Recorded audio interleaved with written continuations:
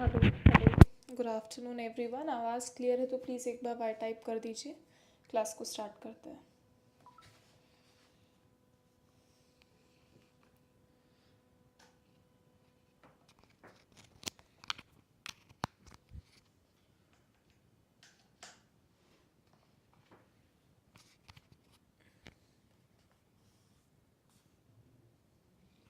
Hello,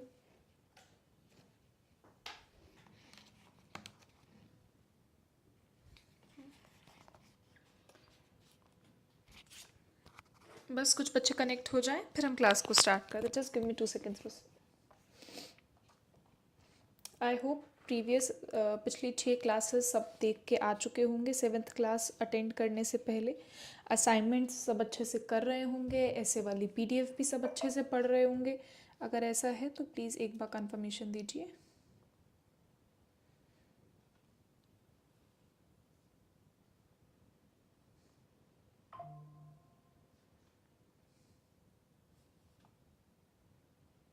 आवाज़ अभी भी कम है क्या?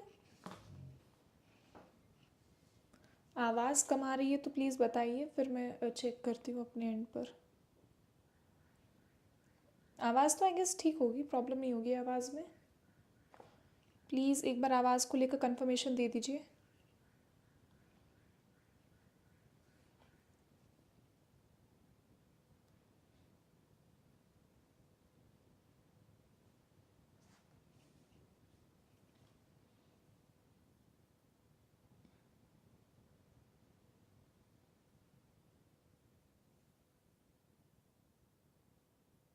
हिमांशु, मैंने आपका ऊपर से तो मैसेज देख लिया था बट मैं रीड नहीं कर पाई, मुझे एक्चुअली टाइम नहीं मिला।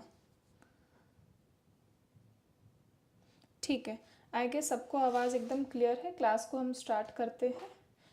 अच्छा ये बताओ, कल आप लोग ने किसने कितने लेटर्स प्रैक्टिस किए और कितने एसेज? जानकी मैं यही हूँ, तुम कहाँ गई, तुम बता दो।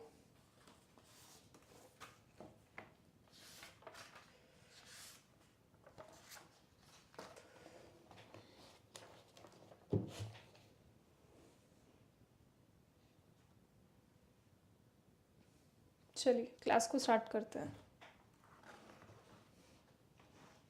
आज बहुत बच्चे कम कनेक्ट हुए हैं। कोई क्लास वगैरह है क्या इस वक्त?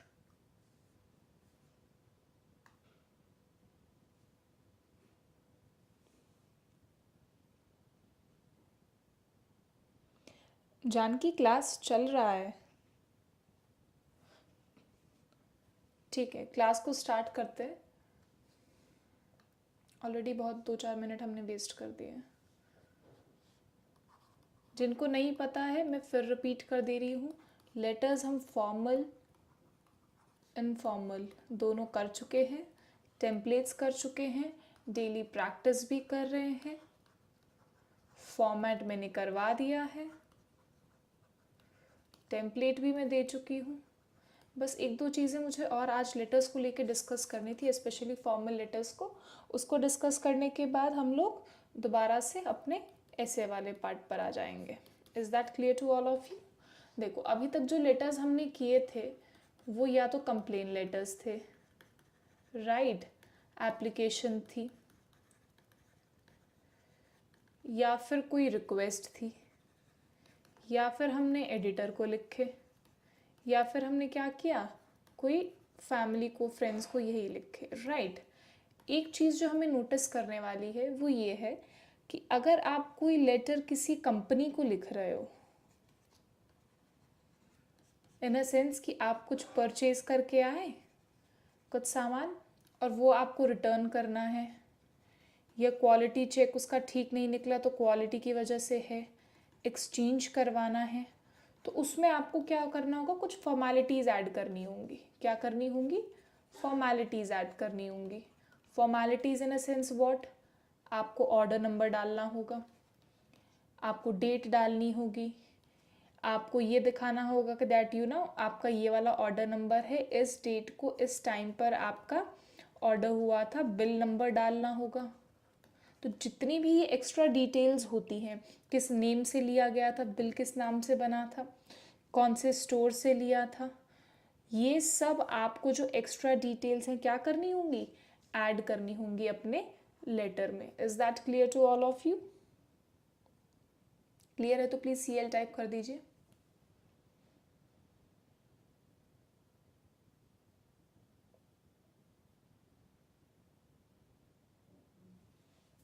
ठीक है. एक दो चीज़ें और. अब बहुत बच्चे ऐसे हैं जो लेटर में तो अच्छा स्कोर कर ले रहे हैं, बट उनको प्रॉब्लम कहाँ आ रही है? ऐसे में आ रही है. लेटर में मतलब जितना मेरा अंदाज़ा है, जिस हिसाब से मैंने फॉर्मेट बता दिया है, इनफैक्ट आपको लाइंस तक बता दी हैं कि स्टार्ट कैसे करना है, एंड कैसे करना है, कंटेंट क्या डालना है. तो इस हिसाब से आई एक्सपेक्ट कि letter is a very easy way जहाँ से आप क्या स्कोर कर सकते हैं, मार्क्स स्कोर कर सकते हैं. अगर आपको बिल्कुल भी डाउट हो रहा है कहीं पर कि मैं ऐसे में कमज़ोर पड़ रहा हूँ, ऐसे का मुझे बॉडी पैराग्राफ में क्रिएट करने में प्रॉब्लम आ रही है, बॉडी पैराग्राफ को या व्हाट्सोएवर, वो आपको अगर लग रहा है कि इसमें कहीं ना कहीं मुझ में कमी रह रही है, तो ज़्यादा से ज़्यादा लेटर पे प्रैक्टिस करो एंड ट्राई करो कि इसमें आउट ऑफ आउट आ जाए, क्योंकि आपको कहीं ना कहीं से तो नंबर खींचने ही पड़ेंगे. इफ़ नॉट ऐसे देन लेटर, क्योंकि लेटर बहुत आसान है. फॉर्मेट आपको सब सिखा दिया गया है, एक फॉर्मल और एक इनफॉर्मल, राइट. फॉर्मल में वही sender's address, date, recipient's address, उसके बाद subject, then comes your salutation, फिर body paragraph and then comes your closing.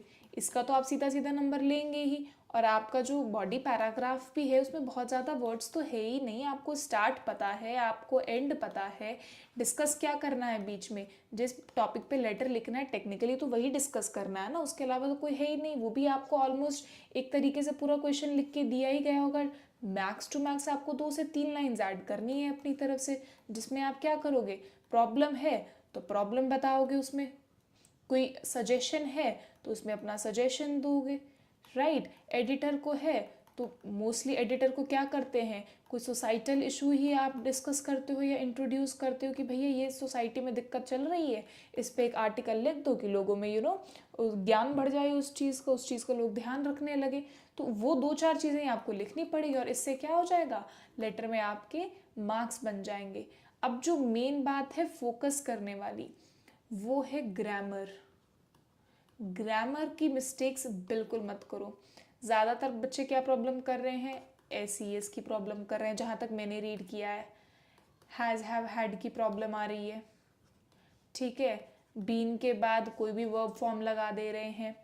जो बेसिक्स हैं आपके वर्ब्स के और टेंस के, प्लीज़ इनको क्लियर रखो. जिस मोमेंट पे आपके ये क्लियर हो जाएंगे, आपके ग्रामेटिकल एरर्स आना ही बंद हो जाएंगे. फॉर्मेट तो आ रहा है, टॉपिक लिखने में दिक्कत हो रहा है. Pratiksha, that will come with practice. और प्रैक्टिस से ज़्यादा आप जब लेटर लिख रहे हो, इनिशियली आप 1 से 2 मिनट का टाइम सोचने में लगाओ, एनालाइज करने में लगाओ कि भैया पूछा क्या है, बताना क्या है. मान लो आपसे कुछ डिस्क्राइब करने को कह रहे हैं, कोई प्रॉब्लम बता रहे हैं, प्रॉब्लम पूछ रहे हैं. अगर आप क्वेश्चन को ही ठीक से रीड करके एनालाइज नहीं करोगे तो वो कंटेंट क्या लिख रहे हो वो मैटर ही नहीं करेगा, क्योंकि उसी पहले पॉइंट पे ही आप गलत हो चुके हो टेक्निकली उस जगह देखो तो. आप समझ रहे हो इस बात को? तो ये चीज़ बहुत इम्पॉर्टेंट है. अपना वर्ब क्लियर रखो. वर्ब में क्या बेसिक चीज़ें, जैसे सब्जेक्ट वर्ब एग्रीमेंट का पहला ही हमने क्या पढ़ा है कि अगर सब्जेक्ट हमारा सिंगुलर है तो फिर वर्ब भी क्या होगा, सिंगुलर होगा. जब सब्जेक्ट हमारा सिंगुलर है तो वर्ब के साथ क्या लगता है, एस या ES लगता है. वर्ब अगर सिंगुलर, सब्जेक्ट सिंगुलर नहीं है तो वर्ब के साथ SES नहीं लगेगा. मेन चीज़ तो यही है. उसके बाद अगर हैज़ हैव हैड की बात कर लो, has have had, has been, have been और हैड बीन, इन सब के बाद क्या लगता है, वर्ब की थर्ड फॉर्म लगती है जनरली हैज़ हैव हैड के बाद. तो ये तो बहुत छोटी छोटी चीज़ें हैं, बहुत बेसिक चीज़ें हैं। इसका अगर आप चाहो तो डॉक्टर गोस्वामी अकेडमी जो इंग्लिश विद अनुभव सर वाला चैनल है, यूट्यूब चैनल, उस पर एक टेंस का मैराथन रखा है ऑलमोस्ट 3 आवर्स का। एक बार वो लगा के देख लो। वर्ब का कोई लेक्चर रखा होगा, वो लगा के देख लो। उससे क्या होगा, बेसिक तुम्हारा क्लियर हो जाएगा। तो जो ऊपर के मार्क्स कटने के चांसेस है ना, वो बहुत तुम्हारे कम हो जाएंगे। आ रही है बात समझ में? इस चीज़ों पे तुम्हें बहुत ध्यान देना पड़ेगा। एंड प्लीज़, अगर आप ऐसे लिख रहे हो तो मेक श्योर करो कि जो ऐसे है, ऐसे का स्टार्ट हम कहाँ से कर रहे थे, इंट्रोडक्शन से ही तो कर रहे थे। इंट्रोडक्शन में कोई मिस्टेक नहीं हो, एरर फ्री होना चाहिए वो। एरर फ्री से मेरा मतलब है ग्रामर ऑन पॉइंट, ठीक है, ग्रामर में मिस्टेक नहीं। स्पेलिंग आपका चेक करो कि कोई प्रॉब्लम तो नहीं है, क्योंकि अगर आपने इंट्रोडक्शन में गड़बड़ कर दी तो जो आगे इंसान आपका रीड करने वाला है वहाँ पे आपका इंप्रेशन पूरा ख़राब हो जाएगा। तो ये मेक श्योर करो कि जो आपका इंट्रोडक्शन है वो ही इतना पावरफुल हो, वो ही इतना अच्छे से आपने पैराफ्रेज कर रखा हो कि आगे क्या लिखा है, आगे अगर आपने ज़रा कम भी लिख दिया तो उतना ज़्यादा फर्क ना पड़े। आ रही है बात समझ में?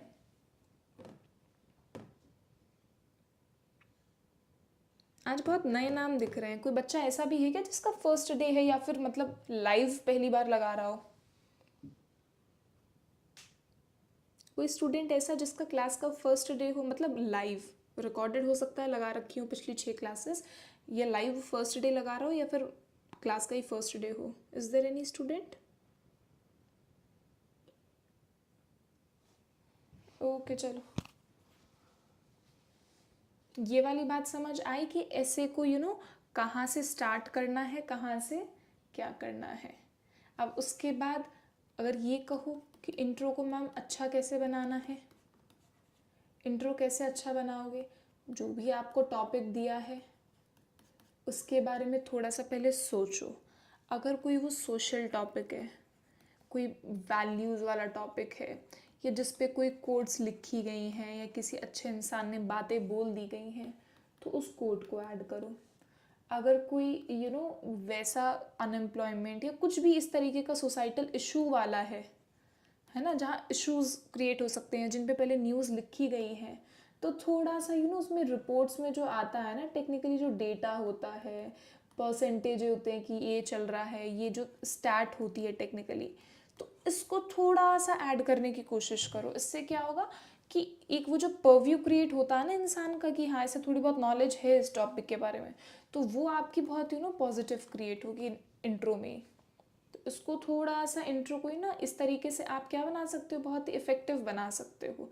तो क्या ध्यान रखना है, पहला तो क्या कंटेंट उसमें डाल रहे हो इंट्रो में, दूसरा कि उसमें कोई एरर ना हो, ना ग्रामर का एरर हो, ना ही स्पेलिंग का एरर हो। जब ये 2-3 चीज़ें आप ध्यान रख लोगे तो इंट्रोडक्शन क्या हो जाएगा आपका, अप टू द मार्क हो जाएगा। इतनी बात क्लियर है सबको?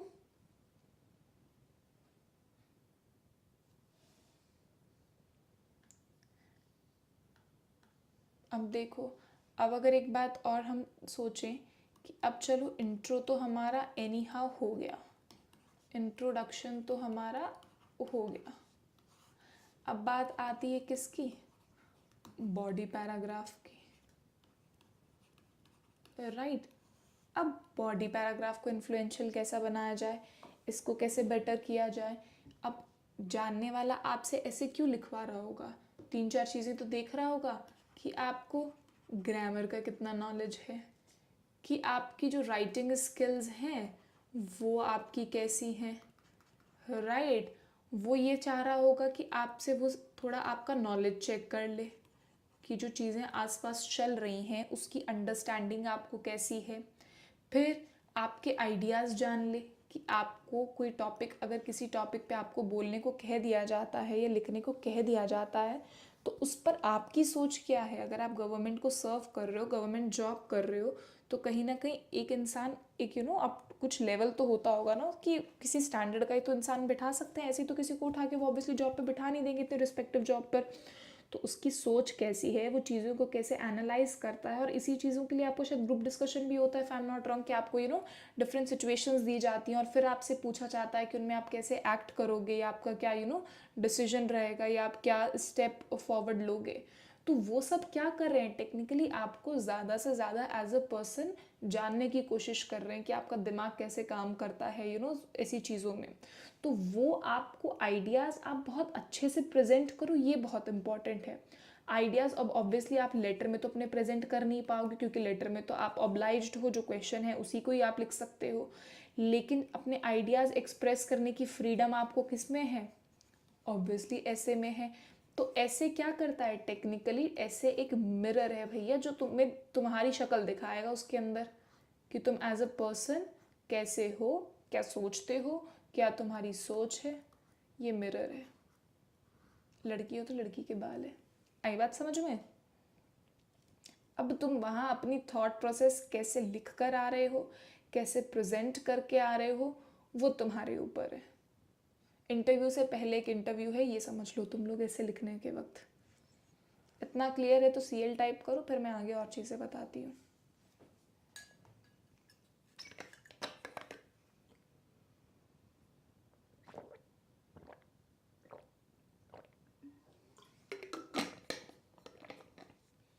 इसीलिए कहती हूँ कि ऐसे लिखने से पहले ना, मैंने तुम्हें पहले भी बताया था, एक ऑर्गेनाइज्ड फ्लो चार्ट बना लो।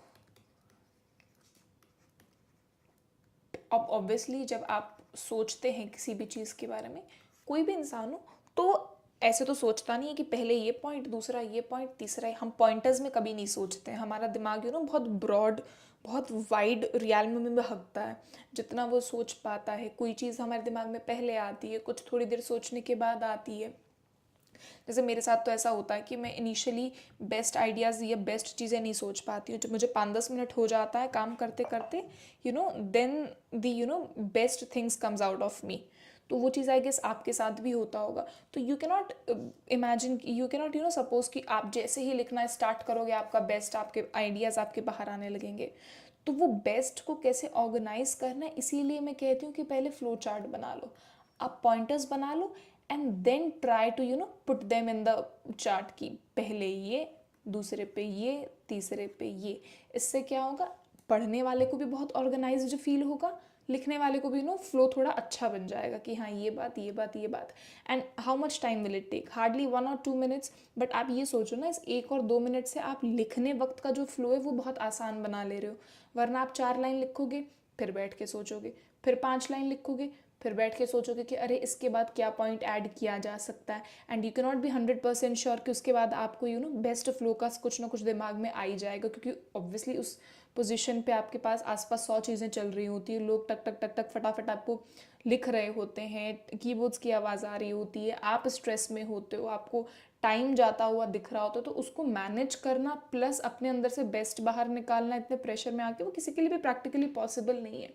तो ये जो एक रफ फ्लो चार्ट है, आपको पेपर तो ऑब्वियसली दिया ही जाता, तो वहाँ पे उसको थोड़ा सा क्रिएट करने की कोशिश करो। फिर बॉडी पैराग्राफ को अच्छा और कैसे बना सकते हो, ग्रामर और स्पेलिंग तो है ही। अब ग्रामर में हमने क्या देखा कि वर्ब में मिस्टेक होती है, वो मत करो, टेंस में होती है, वो मत करो। अब सेंटेंस को अच्छा कैसे दिखाएं कि हाँ भैया इंसान को अच्छे लेवल की आती है, सेंटेंसेस को लॉन्गर रखो। अब लॉन्गर कैसे बनाओगे, यू विल ऐड कंजंक्शंस। क्या ऐड करोगे वहाँ पर, कंजंक्शंस का ज़्यादा से ज़्यादा यूज़ करो, क्योंकि जैसे ही आप कंजंक्शंस यूज़ करोगे सेंटेंस क्या होते जाएंगे, लंबे होते जाएंगे। कंजंक्शंस की एक लिस्ट में मैंने आपको क्या दिया था फर्स्ट डे पे, इफ़ यू रिमेंबर, कनेक्टर्स दिए थे। याद है किसी को? मैंने कोई 4-5 मुझे कनेक्टर्स बताएगा मैंने कौन कौन से बताए थे? क्या मुझे कोई बताएगा? मैंने फर्स्ट या सेकेंड डे पे कनेक्टर्स की एक लिस्ट बताई थी, वो क्या थी? 4-5 कनेक्टर्स बताओगे मुझे? बट, वेयर एज, वाइल और additionally,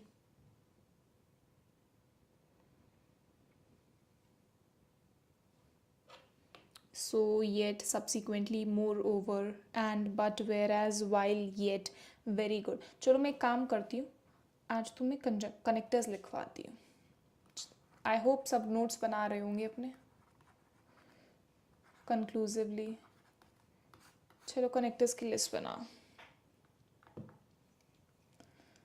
अगर आपको कंट्रास्ट दिखाना है तो कौन कौन से यूज़ करोगे, जल्दी बताओ। मैं बता देती हूँ एक दो। वेयर एज, हाउ एवर, और, but, while, whereas, nevertheless, very good, और, yet, very good, yet, while, और, on the other hand। अच्छा, on the other hand के लिए, other hand के लिए एक वर्ड और यूज़ कर सकते हो, कोई बताएगा मुझे क्या? on the contrary, on the contrary, although, very good,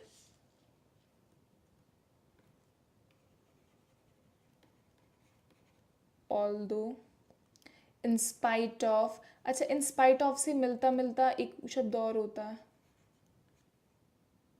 in contrast to, very good, despite। ये कहीं लिख लेना, और ये जब डेली यूज़ करोगे तभी दिमाग में चढ़ेंगे, एकदम से तुम सोचो वहाँ बैठ के आए तो नहीं आएंगे। Apart from,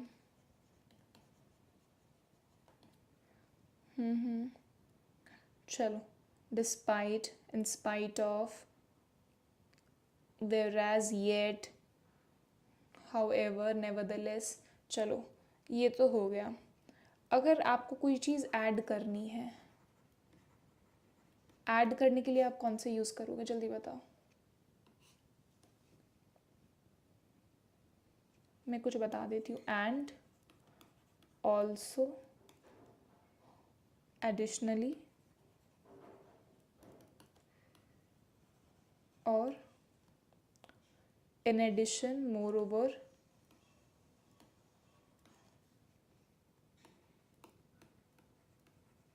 in addition, moreover, और, फर्दर मोर। फर्दर मोर भी लिख सकते हो, सिर्फ फर्दर भी लिख सकते हो, और, बिसाइड्स। अच्छा, बिसाइड होता है, बिसाइड्स होता है, कोई मुझे बताएगा? एस लगेगा या नहीं लगेगा?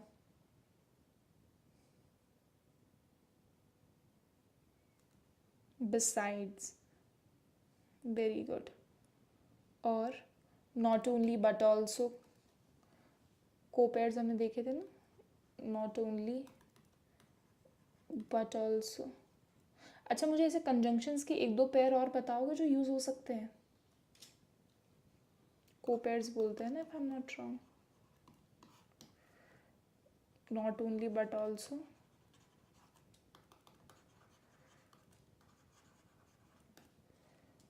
Either or, neither nor,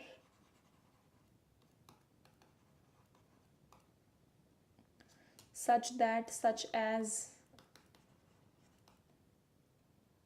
whether or, between and,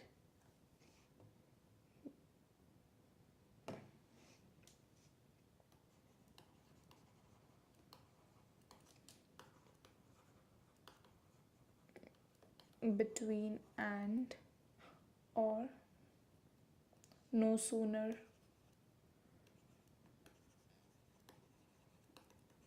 than, but and।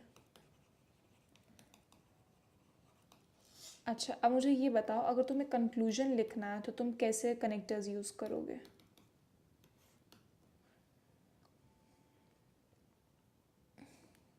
To conclude, in conclusion,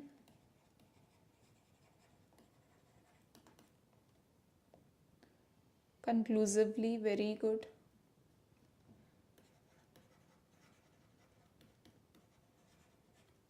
summing up,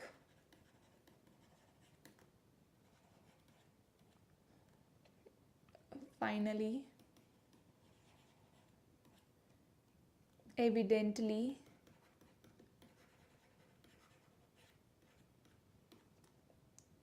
or to sum up, summarizing, और finally, अच्छा लिख दिया मैंने finally, at the end,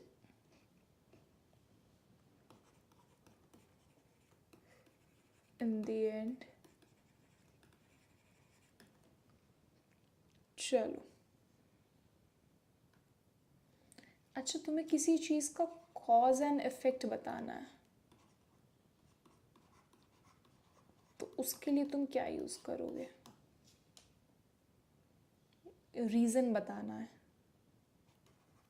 because, since, so, for, और as a result of, or therefore, consequently, or leads to, contributes to, does, that's why, or because of this,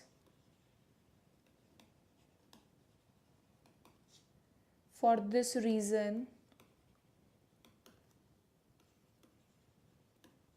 और बताओ, कोई सोचो. Dash is due to, या is caused by, right, और leads to,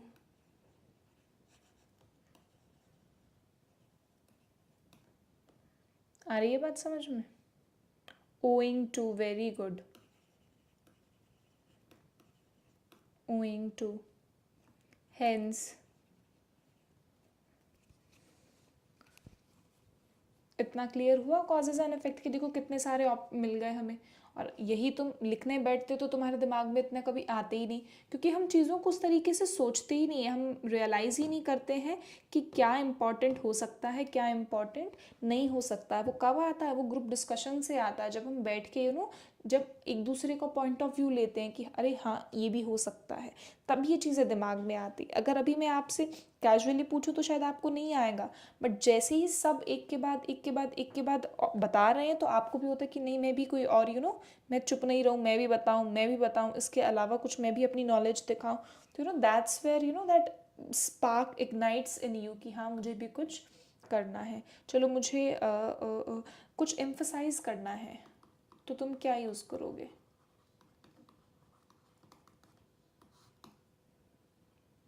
मैं एक बता देती हूँ, नोटेबली,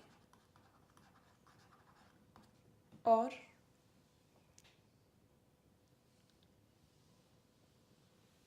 और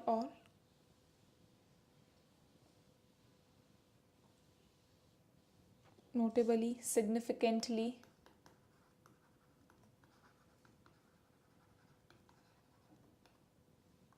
highlighting this,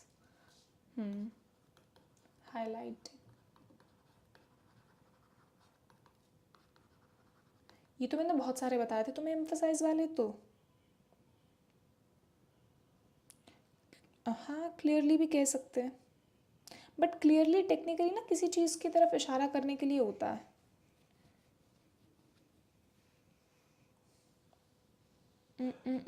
और बताओ. Actually,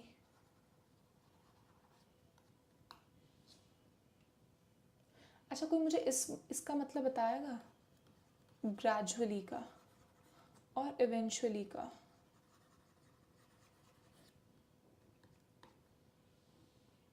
elaborating, underlining, spotlighting. Gradually और इवेंचुअली बताओ कोई मुझे.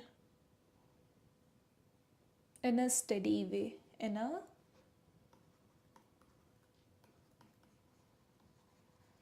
ऐसे वर्ड्स का तुम बहुत आसानी से यूज़ कर सकते हो।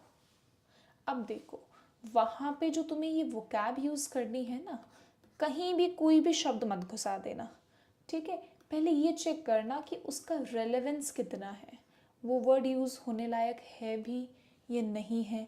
कोई तुम्हें बहुत लंबी बात लिखनी है और तुम्हें लग रहा है कि उसका वन वर्ड सब्स्टिट्यूशन बहुत अच्छा बैठेगा, तो वो लिख दो। कोई एक वर्ड ऐसा है जिसको, या फिर कोई या फ्रेज ऐसा है जिसको तुम्हें देख के लग रहा है कि इसकी जगह यार कोई ईडियम डाला जा सकता है या कोई फ्रेज डाला जा सकता है, तो वहाँ पे वो ऐड करने की कोशिश करो, राइट। जो सिंपल सिंपल वर्ड्स थे, प्रिवेंट, क्लियरली, इम्पॉर्टेंट, इनकी जगह क्या यूज़ कर लो, इनके सिनोनिम्स यूज़ करो। बहुत हेवी भी मत यूज़ कर दो कि रीड करने वाले को दिक्कत हो जाए, बट सिनोनिम्स। तो इससे क्या होगा, तुम्हारा ग्रामर क्लियर, तुम्हारे थॉट्स क्लियर, तुम्हारे आइडियाज़ क्लियर, तुम्हारी स्पेलिंग्स क्लियर, और बची खुची जो तुम्हारी वोकैब थी वो भी अच्छी हो जाएगी। और इससे पूरा जो ये तुम्हारा पावर पैक्ड तुम ऐसे लिखोगे वो तुम्हें मार्क्स दिला देगा। इतनी बात क्लियर हुई सबको?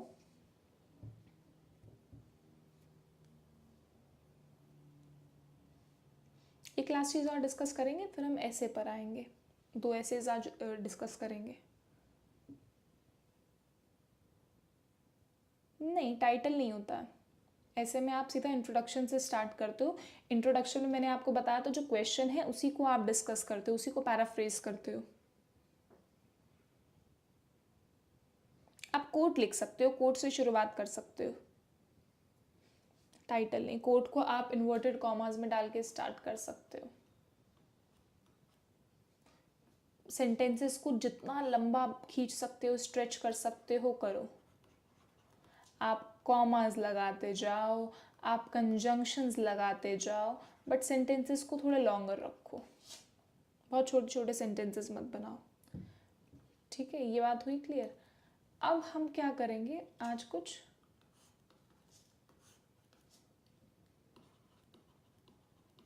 कॉमन इंटरेस्ट के टॉपिक देखेंगे जिसके इर्द गिर्द अलग अलग टॉपिक्स बन जाते हैं। जैसे इन दिनों 1-2 हमने किए हैं, वो डिजिटलाइजेशन पे थे कि digital mobile phones, smartphones, smartphones का addiction, over use, under use, ये जितनी भी चीज़ें हैं, पॉजिटिव, नेगेटिव। एक हमने वो देखा था इंश्योरेंस सेक्टर का डिजिटलाइजेशन होना, उसका पॉजिटिव, नेगेटिव। तो जितने भी डिजिटल चीज़ों से कॉमन कॉमन टॉपिक्स हैं उसको, इसका इसीलिए ये जो एक बेस टॉपिक उठा लो जिसके इर्द गिर्द आगे के और टॉपिक बन सकते हैं। ऐसे ही मुझे 1-2 चीज़ें और बताओ जो तुम्हें लगता है कि एक बेस टॉपिक है जिसके इर्द गिर्द अलग अलग टॉपिक्स बन सकते हैं। मैं बता देती हूँ, जैसे अनएम्प्लॉयमेंट।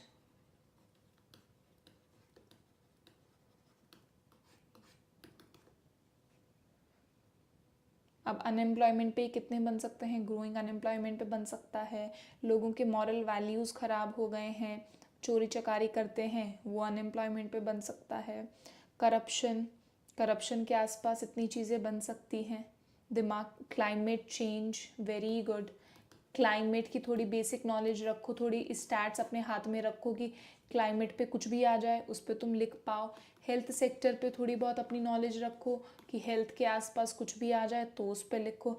हेल्थ के रिगार्डिंग आजकल ये जो बहुत ज़्यादा यंग एज में हार्ट अटैक्स आ रहे हैं, इन पे कुछ आ सकता है, कुछ भी आ सकता है हेल्थ से रिलेटेड। तो ओबेसिटी आजकल बहुत बढ़ गई है, ठीक है। गवर्नमेंट हेल्थ के लिए क्या कर रही है उस पर, गवर्नमेंट स्कीम्स पे आ सकता है।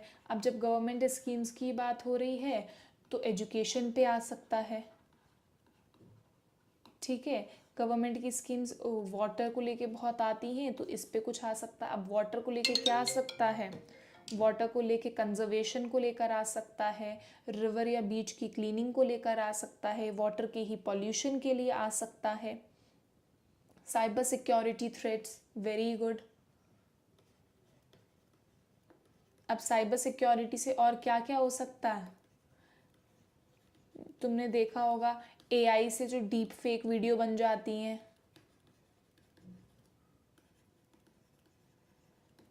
राइट, किसी चीज़ का ऑथेंटिकेशन ना रह पाना, कोई कुछ भी क्रिएट करके डाल सकता है, ये इशू आ सकता है। साइबर सिक्योरिटी में जो बैंक के फ्रॉड्स होते हैं वो आ सकता है, मॉनेटरी लॉस होता है वो आ सकता है। और बताओ, अब फिर और देखो, और ऐसे टॉपिक में बताऊं, एनर्जी, एनर्जी में सोलर पे आ सकता है, सोलर आजकल बहुत अच्छा चल रहा है। इसके अलावा अब सोलर पे आए हो तो रेन्यूएबल, नॉन रेन्यूएबल पे आ सकता है, राइट, एआई के ऊपर एग्जैक्टली कुछ भी आ सकता है। यही तो कॉमन टॉपिक्स हैं, इनकी थोड़ी थोड़ी बेसिक नॉलेज भी रख लोगे तो इससे कितने ही बन सकते हैं। डिजिटल में डिजिटल करेंसी पे आ सकता है। अब जब आप करेंसी की ही बात कर रहे हो तो इंडियन इकोनॉमी पे आ सकता है। अब इंडियन इकोनॉमी के ट्रेंड पे आ सकता है, इसका जो वर्ल्ड में स्टैंड्स है अभी वर्ल्ड पे, ठीक है, उस पे आ सकता है कि इंडिया कहाँ स्टैंड करती है, और स्टैंड करती है तो उसका क्या वर्ल्ड के लिए क्या उसका इंडिया का जो इकोनॉमी है वो वर्ल्ड को कैसे इफ़ेक्ट कर रही है, ये कैसे वो ग्रो हुई है, इंडिया डेवलप्ड है या डेवलपिंग है। फिर जब आपने डिजिटल की ही बात करी, डिजिटल वर्ड की, तो डिजिटल एजुकेशन पे आ सकता है। एजुकेशन पे बात करो तो गवर्नमेंट की स्कीम्स हो सकती हैं, राइट टू एजुकेशन हो सकता है, आरटीई पे आ सकता है, एजुकेशन ऑनलाइन ऑफलाइन आ सकता है। अगर आप एजुकेशन को ही अच्छे से कवर कर ले डिजिटल पे ही तो आप ये सब भी लिख कर आ सकते हो, इनके फ़ायदे आ सकते हैं, नुकसान, वेरी गुड 5G टेक्नोलॉजी पे आ सकता है। अब फिर वही अगर आप टेक्नोलॉजी की बात करो, 5G की बात करो, तो ये जो एडवांसमेंट्स आ रही हैं इससे जो वर्ल्ड को अफेक्ट हो रही है, जो हमारी अर्थ पे जो इफ़ेक्ट हो रही है, इस इफ़ेक्ट्स पे आपका पैसेज आ सकता है। Zero net emissions, very good. अब ज़ीरो नेट एमिशंस पे लेकर जो इंडिया की जो गवर्नमेंट ने स्कीम्स निकाली हैं कार्बन एमिशन को लेकर, तो वो सब आ सकता है। जो टारगेट सेट किए हुए हैं कि इस ईयर तक हम ज़ीरो नेट एमिशन पे आ जाएंगे या फिर इक्वल पे आ जाएंगे, कि जितना हम बना रहे हैं उतना ही हम ख़राब कर रहे हैं चीज़ों को, उस पे आ सकता है। तो दे आर अब फिर अगर कार्बन एमिशन की ही बात आ रही है तो क्या हो सकता है, ग्लोबल वार्मिंग आ सकता है, ग्लोबल वार्मिंग पे कुछ आ सकता है। ग्लोबल वार्मिंग से क्या हो सकता है, ओजोन डिप्लीशन पे आ सकता है, ठीक है। तो ये एक अगर आप टॉपिक को अच्छे से समझ लो तो उस पर आप एंडलेस लिख सकते हो, बट आपको क्या करना पड़ेगा, चीज़ों को इंटरकनेक्ट करना पड़ेगा। बहुत सारी चीज़ें ऐसी होती हैं जो आपको इंटरकनेक्ट करके ही चीज़ें समझ आएंगी। आप टेक्निकली देखो तो हमने इतनी सी देर में नाना करते भी हमने क्या कर लिया, 15 से लेके 30 हमने आसपास, 15 20 30 हमने क्या कर लिए, टॉपिक्स डिस्कस कर लिए जो क्वेश्चन में ऐसे बन के आ सकते हैं। Use of social media app, social media की पॉजिटिव और नेगेटिव साइड्स, अभी की यूथ पे क्या इफ़ेक्ट आ रहा है, यूथ की जो मेंटल स्टेट जो ख़राब हो रही है एडिक्शन से। अब मेंटल से ही बात करो तो एनजाइटी और डिप्रेशन जो बहुत कॉमन हो गया है लोगों में, उस पे बात आ सकती है। मेंटल हेल्थ पे आ सकता है। मेंटल हेल्थ की बात करो तो फिर योगा आजकल बहुत प्रचलन में आ गया है, योगा पे आ सकता है। योगा की बात करो तो हेल्थ प्रैक्टिसेस पे आ सकता है। हेल्थ प्रैक्टिसेस की बात करो तो फिर जो डॉक्टर्स में करप्शन चल रहा है, ये जो डॉक्टर्स की चीज़ें चल रही हैं उस पर। डॉक्टर्स की बात करो तो एग्ज़ाम्स जो लीक हो जाते हैं, एग्ज़ाम लीक हो जा रहे हैं, ये सब करप्शन की चीज़ें हैं, इन पे क्वेश्चंस बन सकते हैं। एडिक्शन की बात करो तो वेरी गुड, एडिक्शन से ड्रग एडिक्शन हो सकता है। टेक्निकली टॉपिक्स तो आपके सोशल इश्यूज ही रहने वाले हैं ना। एनवायरनमेंट पे आ सकता है, स्मार्ट सिटी, टेक्नोलॉजी, कितना फ़ायदा है कितना नहीं है, वुमेन सेफ्टी पे आ सकता है। अब अगर वुमेन सेफ्टी की बात करो तो जो वुमेन पे गवर्नमेंट लॉन्च करती हैं स्कीम्स, उन पे आ सकता है। तो देर आर एंडलेस टॉपिक जो हमें पता है कि आ सकते हैं और आएंगे भी ऑब्वियसली इसी में से ही। पर क्या है, हम दिमाग को उस वक्त अवेयर ही नहीं रखते हैं पहले से प्रिपेयर करने के लिए कि अरे ये चीज़ें भी आ सकती है। अब डेली आप इन इस इतना वाइड होके सोच लो तो आप इन पे कितनी चीज़ें सोच सकते हो, पहले से ही अपना कंटेंट प्रिपेयर कर सकते हो। और दूसरी बात है, जब आप अपने इन जैसे आपने आज इतनी सारी चीज़ों को डिस्कस किया, अब जैसे ही एग्ज़ाम में आप देखोगे कि अरे ये तो मैंने पढ़ा था या ये तो मैंने डिस्कस किया था, तो वो क्या करता है, आपको कॉन्फिडेंस बहुत बूस्ट कर देता है कि अरे हाँ ये तो मुझे पता है। एक चीज़ों को बिल्कुल ज़ीरो से स्क्रैच से स्टार्ट करना और एक दिमाग में कुछ आइडिया हो उसको और रिफर्बिश करना, तो वो बहुत डिफरेंट होता है। उससे क्या होता है, आपका मेंटल हेल्थ, आपका मेंटल स्टेट और दूसरा जो आपके अंदर वो जो एक स्ट्रेस होता है वो बहुत रिलीव्ड फील करते हो आप। समझ रहे हो?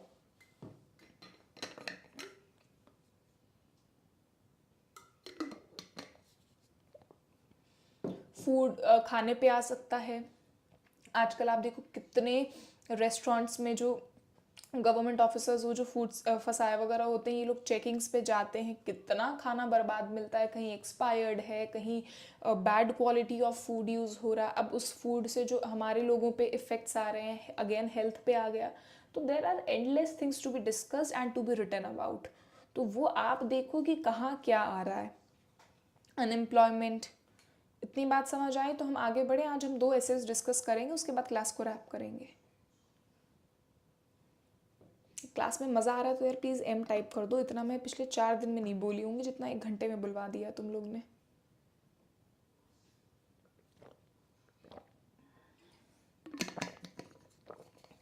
बीच बीच में पानी का सेवन करते रहें, keep your self hydrated. Class में सबसे ज़्यादा बोलने वाला शहबाज ही नहीं आया है। शहबाज ही है उसका नाम, आई डोंट रिमेंबर, बट कुछ ऐसा ही नाम है।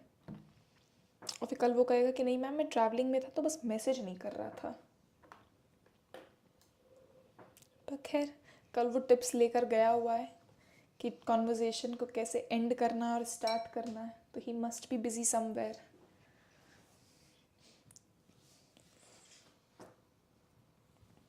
चलो आगे बढ़ते हैं।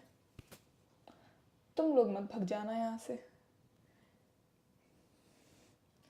पता चले एक दूसरे से इंस्पायर हो रहे हो।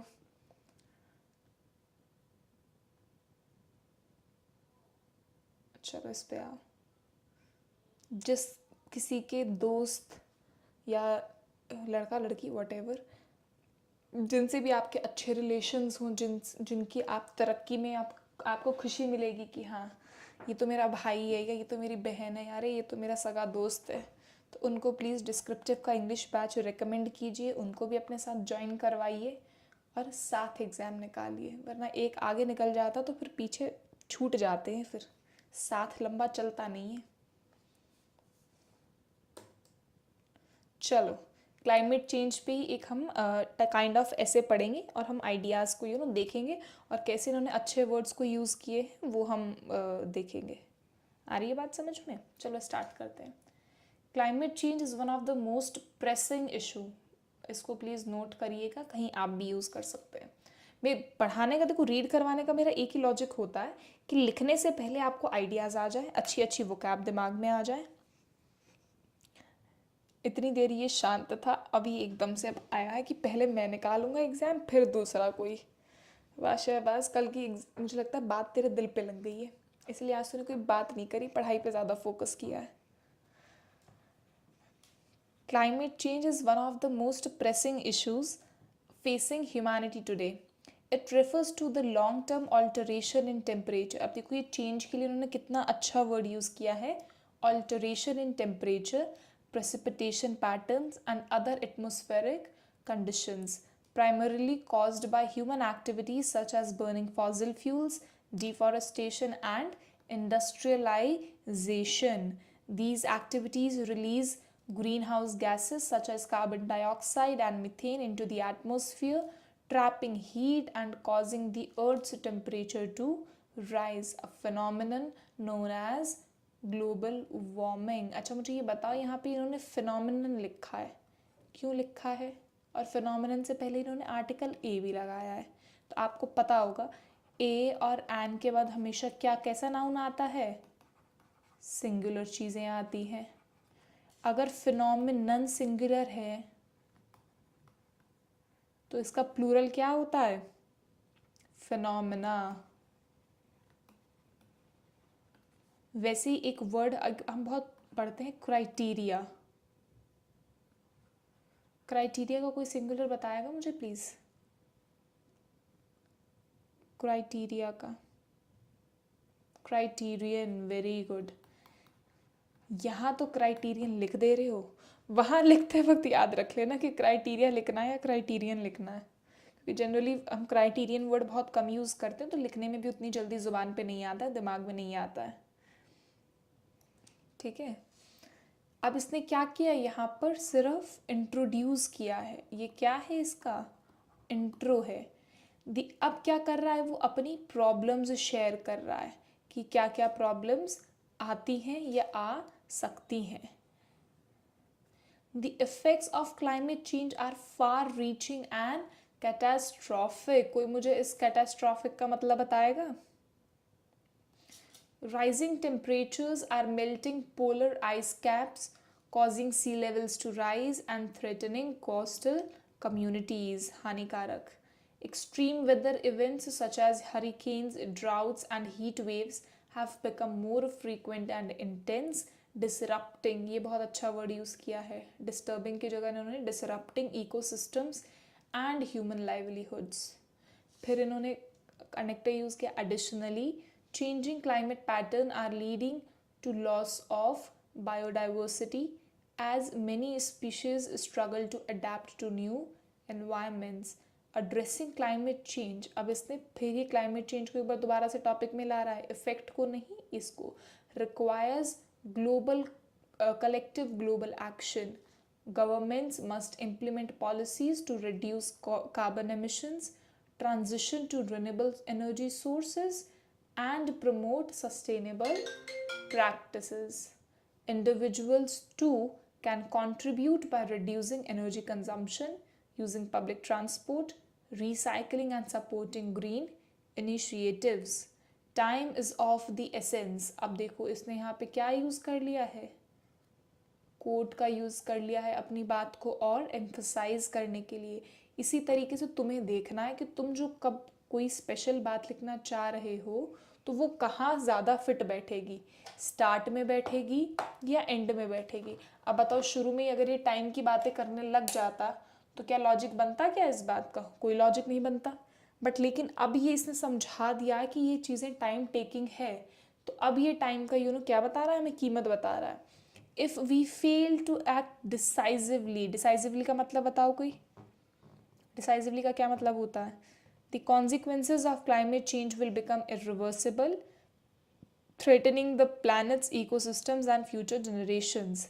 By working together we can mitigate, कितना अच्छा इसने वर्ड यूज़ किया है, its effects and build a sustainable future.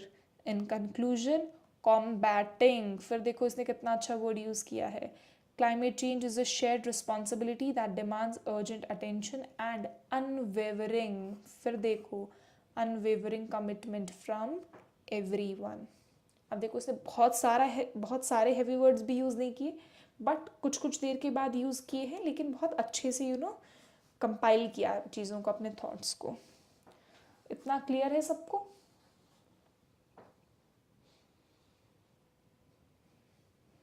अब ये बता दो, इसको पढ़ के तुम्हें समझ क्या आया, क्या सीख मिली आज की पूरी क्लास के बाद? अपनी लर्निंग एक बार मुझे कमेंट सेक्शन में बता दो, आज की क्लास की क्या लर्निंग्स रही हैं तुम्हारी।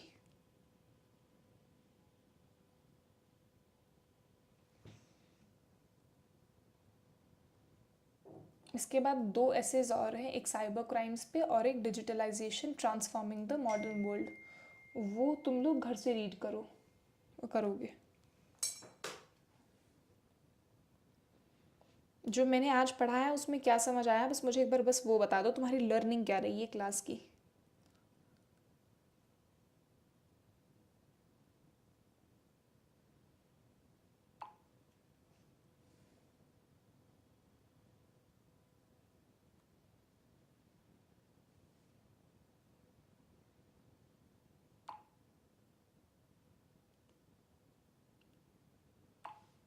Reading is most important, very good.